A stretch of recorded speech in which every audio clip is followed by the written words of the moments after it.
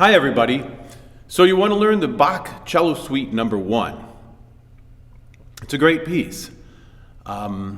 It's detailed how to practice it in my book, the Advancing Cellist Handbook, but in case you just kind of want maybe a video version of that instead of the prose, let's talk through it here. So the opening idea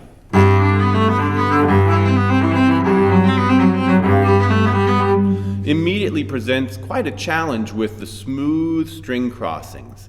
So the first thing you're going to want to do is spend a long time, longer than you probably are originally budgeting, just doing the open strings.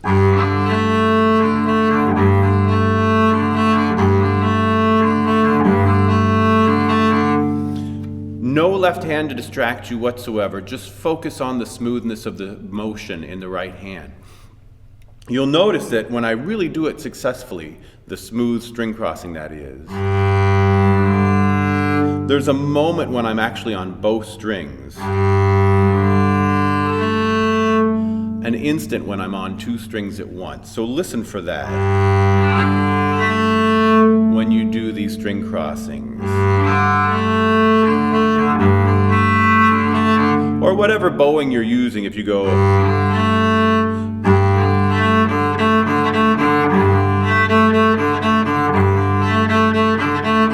whatever bowing you're using, you're going to want to practice the open string pattern for it quite a bit. That's thing number 1. Once you feel like you've got that very smooth, let's just talk about within each measure, we repeat the chord. And when we repeat things, we usually want to say it somehow differently the second time. So you might do a slight echo.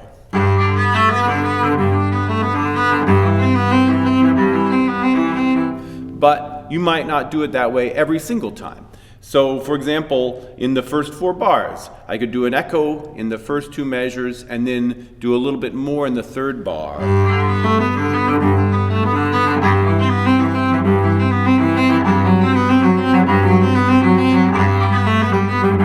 And lean into the resolution that way. But come up with something. We don't want to overdo it, but it's also nice not to just do everything the same, especially when we're repeating ourselves. Another thing is the leaning on the dissonant chords, leaning on the 5 chords, and then lightening up a little bit on the resolution. So when we get to measures like, we're going to lean, in the key of G major, we're going to lean on everything that has an F sharp in it. And we're going to back off in the measures that move that F sharp to a G. For example, a lot of these preludes, the history of them maybe is another story, but they often start out with a short progression that establishes the key, and then they go off on a journey, if you will. So in this case, as soon as we're done with the first 4 measures, where we go, tonic, subdominant, dominant, tonic. Then we start alternating these arpeggiated bars with melody bars. So measure 5 is not anything like, it's not simply a rolled chord, it's a real melody. And then it alternates again with another chord bar. So if we bring out the melodic shape of the melody bars and then kind of cool our jets a little bit in the chordal bars,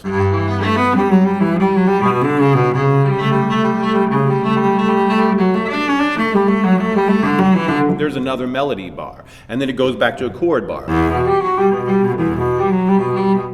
Something like that, where you acknowledge that you understand the difference between, the functional difference between these measures. Makes it sound like you are the composer, like you're just improvising it, like Bach himself did do sometimes. It's a much more spontaneous sounding, fresh, genuine interpretation to play it that way. So there's definitely other things that we could talk about on the first page. But when we get to the second page, starting in around measure 20, we have a couple bars that then quickly lead into a fermata. So we've had all these 16th notes, and then the motion just comes to a stop.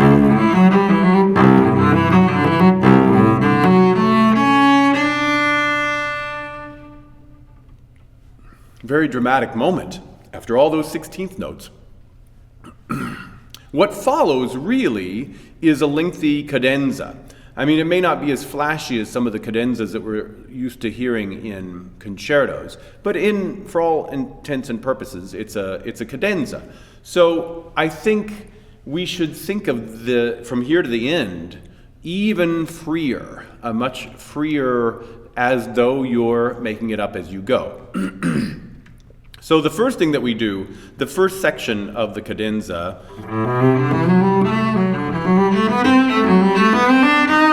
is kind of a huff and a puff and a blow the house down. We have this bar form where we go A, B. So it's nice if I can acknowledge that with the direction of the shaping.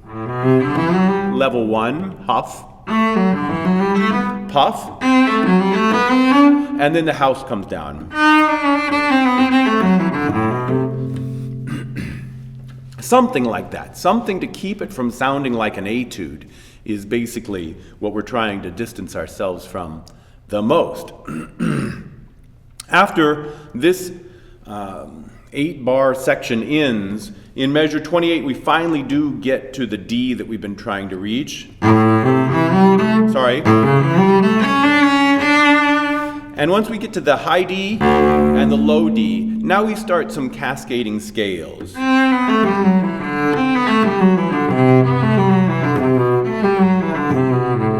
And again, if we just make each one sound a little bit more relaxed than the previous one, it's easy for scales just to sound kind of like scales. So we want them to sound very musical. Now, starting in measure 31, we get a bariolage passage. It's a fancy word, bariolage, for intentionally making use of the different strings, different colors. So the main melody goes,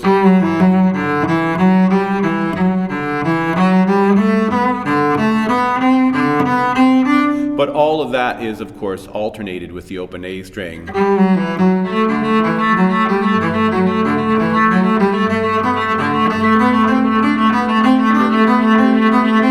And hopefully, I'm demonstrating this successfully, that the A string, even though it tends to be a very bright string, especially the open A, and can bark and be rather bright, I'm really babying it to make sure that the main melody on the D string is what is most prominent. And that takes some practice.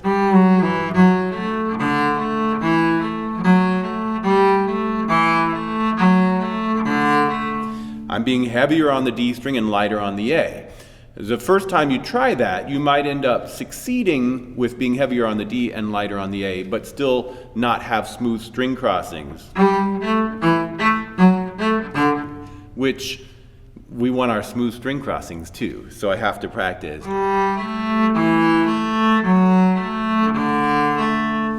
Patience is a virtue. Practice, again, open strings.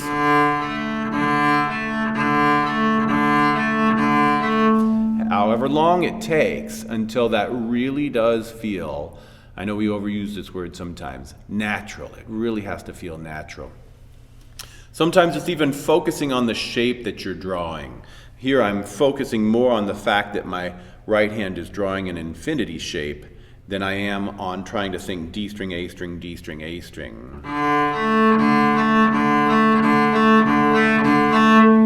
And that is generally going to lead me to a much more successfully to a very smooth string crossing pattern. Same thing at the beginning with the,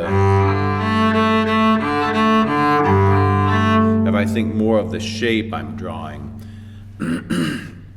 tends to be much smoother. Anyway, once I make it to measure 37, now I start, it's another bariolage passage, but now the pitch that we're alternating with is the open D. As we go up a chromatic scale, I skip the E flat. So here I want the open D to be the almost like the aside, like a parenthetical.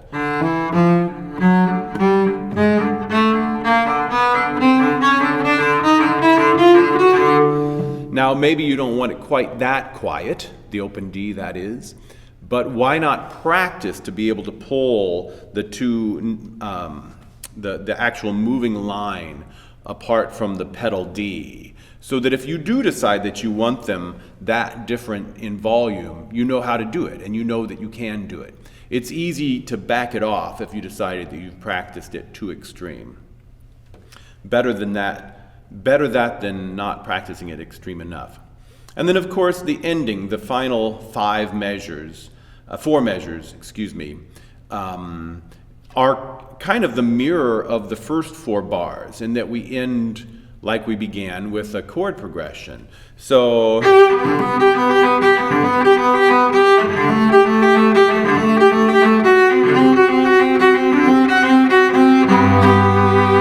a couple of caveats here. One of them is, just even from a fingering standpoint, of course we can go across 3 strings, but you should at least consider using an open D. I like the sound of the open D, and it just saves the string crossing as well, and it rings quite well. So you could do the open D the whole time. Consider that fingering, using the open D instead of going to the G string. A second thing we need to consider is the tuning of our tritones. That F sharp to C is often out of tune, and the main thing that I would blame is the shoulder of the cello. We're glad that we have that as kind of a landmark as to the boundary between 4th position and the higher positions, but we're better off if we get our elbow in the habit of always not just barely clearing the shoulder, but really clearing the shoulder. And it makes it a lot easier to find that F sharp C shape in a way that's not uncomfortable and not out of tune. And then maybe this is a little bit of just a personal pet peeve, but if you put a break before the last chord, make sure that it is intentional. And I think one of the ways we can prove to ourselves that it is intentional is if you can also prove to yourself that you can play it without a break. So if I play, I can go smoothly all the way into the last chord. Then if I put a space in there, I know that it's not just kind of my own technical limitations or foibles on my cello playing that's putting the space in there. I want everything to be musically, aesthetically intentional by one artistic vision, not the cello deciding for me. That's kind of a whirlwind tour of the prelude to the first Bach cello suite, but I also hope there's quite a bit in there that you can apply that'll help you learn it more quickly to a higher level.